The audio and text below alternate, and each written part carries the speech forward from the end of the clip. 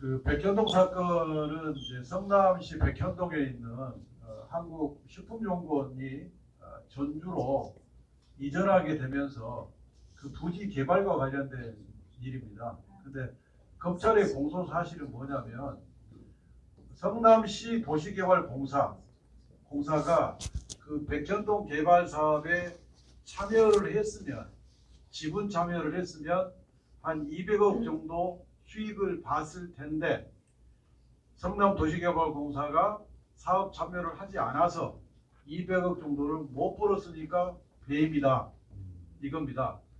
근데 성남도시개발공사가 그 사업에 참여하고 안 하고 그 결정은 성남도시개발공사가 결정한 거지 이재명 당시 시장이 너 참여하지 마 이렇게 관여한 바가 없습니다. 이 부분 오해가 있으면 안 될 것 같아서 설명을 드렸고요.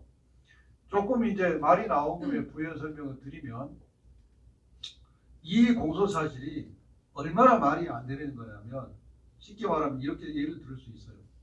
롯데건설 사장이 차를 타고 가다가 네모 반듯한 좋은 땅을 보고 야 저기다 저 땅 사서 아파트 지어서 팔면 한 2천억 벌겠는데 라고 생각을 했어요.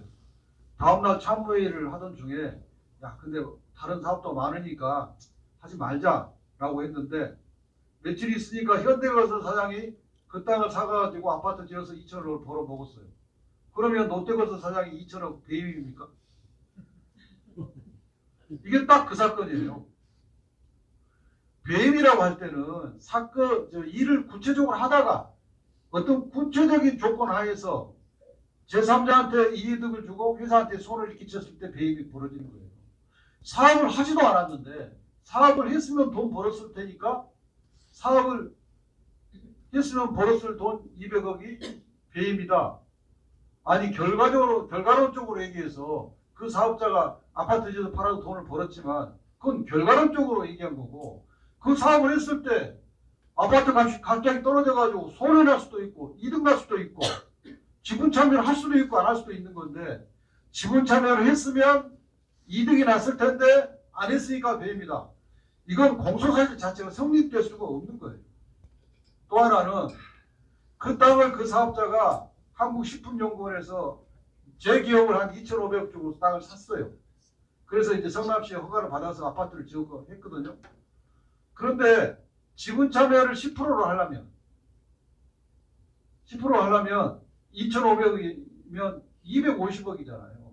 그럼 250억의 돈을 성남도시개발공사가 그 업자한테 줘야 돼요.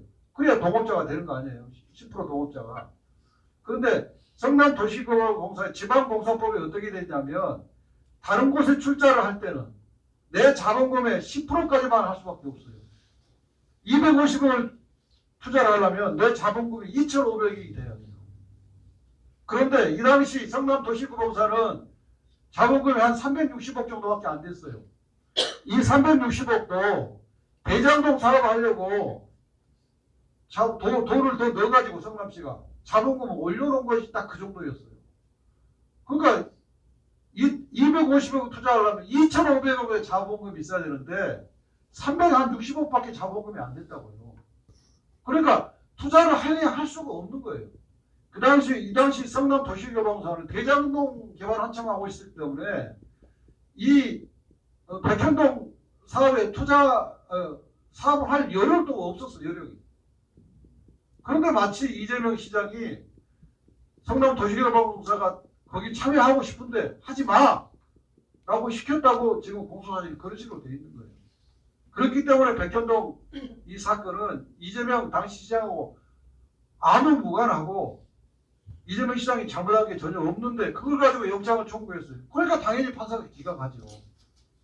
우리는 저쪽 국민의힘 쪽에서는 이상한 판사가 있어가지고 당연히 발부될 영장을 발부하지 않았다고 하지만 그건 이상한 판사가 아니고 지극히 합리적이고 정상적인 판사가 정상적인 영장 기각을 한 겁니다. 이게 백현동 사건입니다. 예, 네.